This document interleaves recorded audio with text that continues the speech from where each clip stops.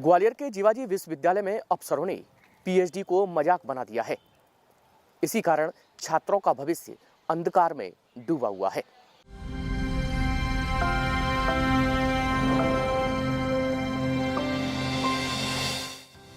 हाथों में ऐसी कौन सी लकीर बना दी जाए कि पीएचडी की डिग्री मिल जाए। किस्मत के ग्रहों के कौन से उपाय हो जाएं कि दूसरे का भविष्य बताने वाले का भविष्य बन जाए। मध्य प्रदेश के ग्वालियर के जीवाजी विश्वविद्यालय से ज्योतिष में पीएचडी की डिग्री करने वालों का खुद का भविष्य अंधकारमय हो गया है। दरअसल जीवाजी विश्वविद्यालय ने पहले तो ज्योतिष में पीएचडी करने का विज्ञापन निकाला, फिर पीएचडी शुरू भी करवाई, लेकिन बाद में गाइड न होने का हवाला देकर ज्योतिष में पीएचडी को रोक दिया गया।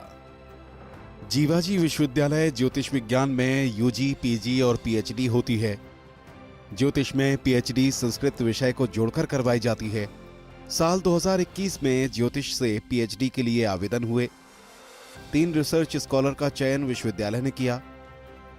पीएचडी का शोध तो शुरू हुआ, लेकिन आरडीसी नहीं हुई।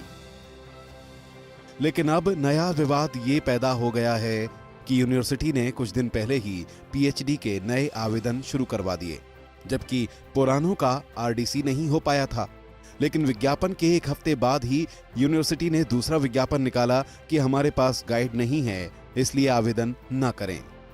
ऐसे में जो लोग पहले से पीएचडी कर रहे हैं, उनके सामने भी मुश्किलें खड़ी हो गई हैं। अब ज्योतिर्विज्ञान ने मेरी आरडीसी नहीं कराई। हवाला ये दे रहे हैं कि हमारे पास विभागाध्यक्ष नहीं है, जबकि ये बात विभागाध्यक्ष नहीं है। देखिए, ज्योतिष तो संस्कृत संकाय के अंतर्गत आने वाला एक सब्जेक्ट है, और अभी तक पूर्व में जिन लोगों ने पीएचडी की है उनकी आरडीसी भी और मतलब उनके गाइड भी संस्कृत के रहे हैं। तो अब ये भेदभाव क्यों?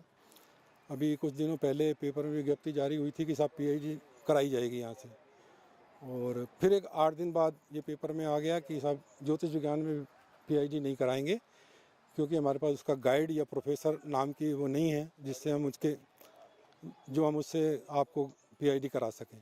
जीवाजी विश्वविद्यालय की यही विडंबना है कि नैक प्लस का दर्जा प्राप्त होने के बाद भी यहाँ के जो संस्थानों से जुड़े हुए प्रोफेसर्स हैं, वो इस बात के लिए बिल्कुल भी गंभीर नहीं है कि विद्यार्थियों का समय और धन दोनों खर्च करके हम उनको उस टारगेट तक नहीं पहुँचाते हैं। वहीं यूनिवर्सिटी ने इस मामले में तर्क दिया है कि ज्योतिष के लिए पीएचडी करने पर संस्कृत के विद्वानों की आवश्यकता होती है, लेकिन गाइड न होने के कारण इस विज्ञापन को निकाला गया। ज्योतिर्विज्ञान में कोई स्थायी फैकल्टी नहीं होने के कारण इस बार उनको पीएचडी नहीं कराई जा रही है। दूसरा मामला जो आपने कहा है कि पहले कराई जा रही थी, दूसरा मामला ये जो आपने पहले कहा है कि जो पहले कराई जा रही थी, पहले संस्कृत का विद्वान पीएचडी करा रहा था। तो इस कारण से जो एक निर्णय लिया गया है नियमानुसार कि जो भी विभाग में स्थायी शिक्षक नहीं होंगे, उस विषय विशेषज्ञ नहीं होंगे, वहाँ पीएचडी नहीं कराई जाएगी। भले ही यूनिवर्सिटी इस मामले में खुद को पीएचडी स्कॉलर का हितैषी बता रही हो, लेकिन सच तो ये है कि जिन लोगों को बीते कई सालों से शोध के लिए विश्वविद्यालय ने चयनित किया, उनकी आरडीसी न होने के कारण क्या वो पीएचडी पूरी कर पाएंगे? अब सबसे बड़ा सवाल यही है कि अब तक संस्कृत विशेषज्ञ के अधीन जिन छात्रों ने पीएचडी की है, उनका भविष्य क्या होगा। अनिल गौर, विस्तार न्यूज।